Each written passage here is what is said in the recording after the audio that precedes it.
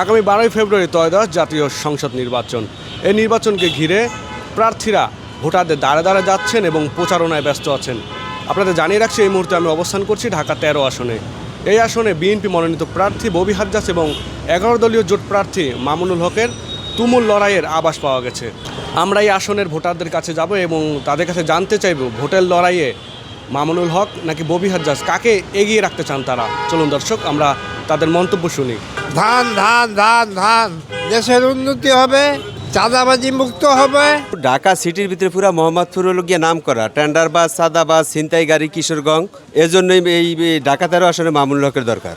শুধু মোহাম্মদপুর দেখলে তো হইব না, পুরো বাংলাদেশ নিয়ে চিন্তা ভাবনা করতে হবে। ওই দৃষ্টিতে আমি বিএনপিকে আগায় রাখতে চাই।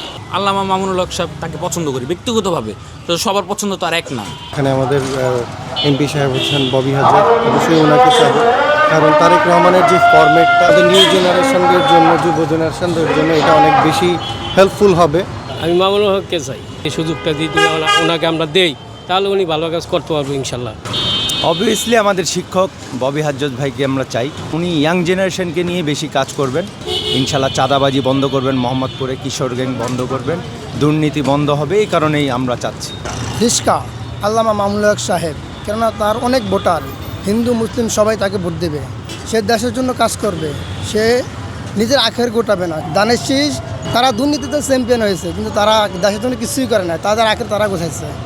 যে দেশের কাজ করবে তারই চাই এবং বিএনপি আসলেই ভালো হবে।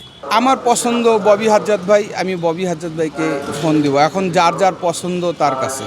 জনপ্রতিনিধি হিসাবে ববি হাজ্জাজকে চাচ্ছি। তিনি সন্ত্রাসের বিরুদ্ধে বলিষ্ঠ কণ্ঠস্বর।